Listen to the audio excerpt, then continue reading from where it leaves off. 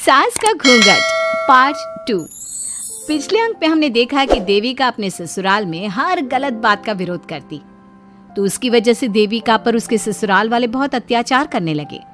एक दिन देविका ने सचिन से कहा, सचिन, मैं तुम्हारे घर में नहीं रह सकती, तुम मुझे आज ही मेरे घर शहर भेज दो, मैं अपने मम्मी पापा के पास रहूंगी।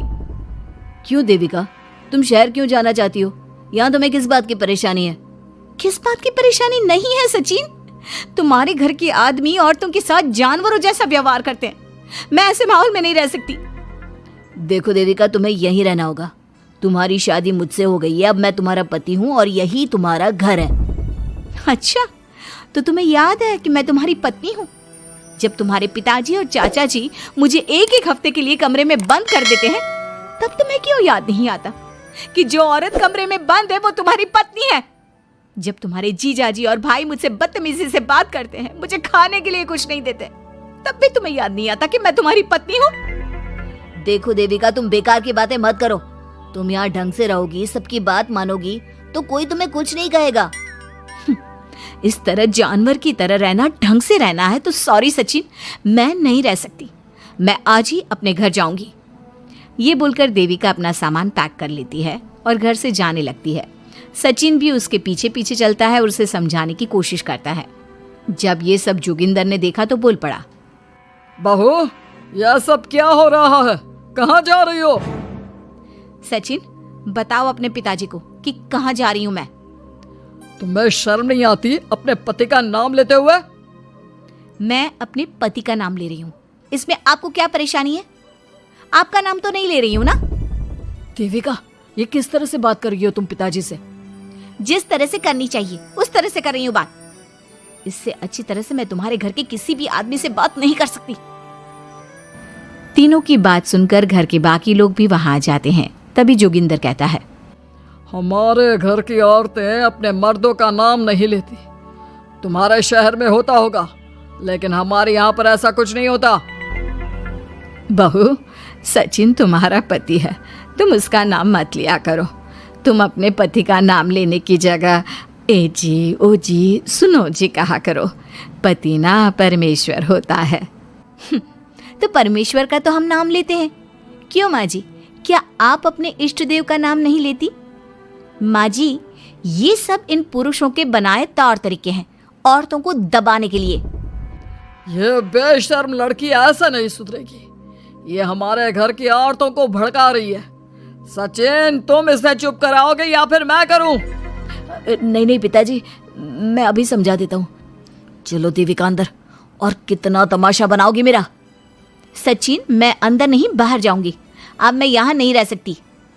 देविका की बात सुनकर महेंद्र कहता है, भाई साहब, ये लड़की इस घर से और गांव से बाहर ना जानी चाहिए, नहीं तो हमारे घर और गांव की औरतें भी ऐसी ही हरकतें करेंगी, वो भी मर्दों के खिलाफ बगावत करेंगी। और मैं भी देखती हूँ कि मुझे घर से बाहर जाने से कौन रोकता है। बहू, इनसे बहस करने का कोई फायदा नहीं, तुम अंदर चलो। इस गांव के मर्दों के अंदर बहुत अहंकार भरा हुआ है।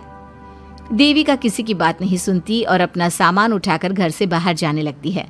तभी वहां मोहन और कल्याण आते हैं। कल्याण देविका के हाथ में से उसका सूटकेस छीन लेता है और मोहन देविका को जोरदार थप्पड़ मारता है। देविका का सर दीवार में लगता है और वो बेहोश हो जाती है। देविका, देविका तुम ठीक तो हो?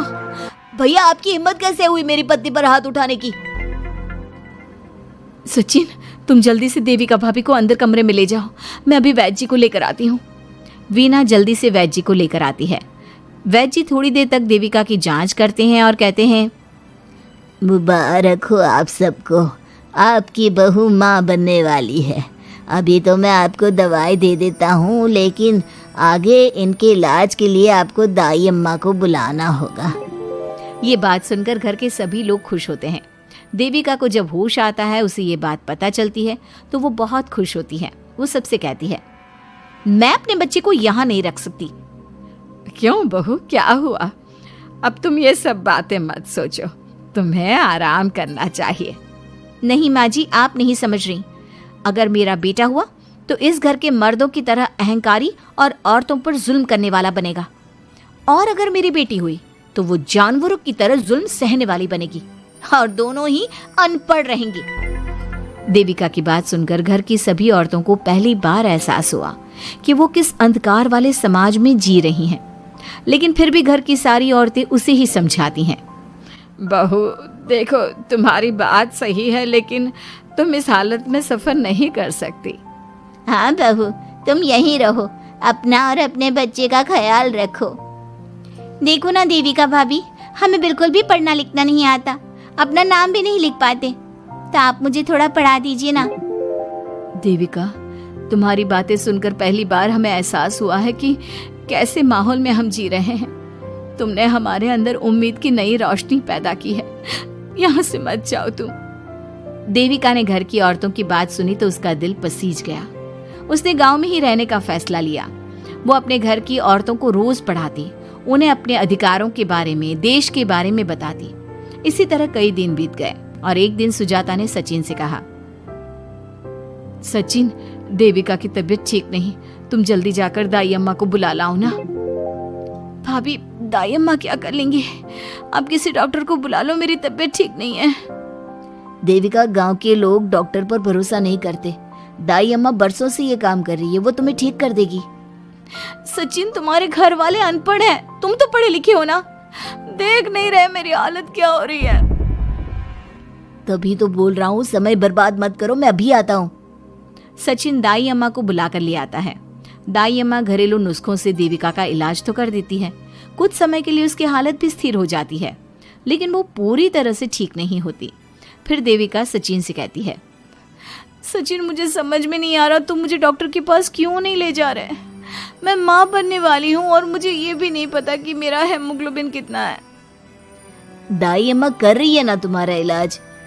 लेकिन दाई अम्मा को कुछ समझ में ही नहीं आ रहा कि मेरे साथ क्या हो रहा है। अगर देखो तुम मुझे नहीं लेकर गए ना तो मैं खुद ही चली जाऊंगी। अगले दिन देविका की तबीयत दोबारा बिगड़ जाती है और दाई अम्मा के किसी भी नुस्खे से वो ठीक नहीं हो रही थी।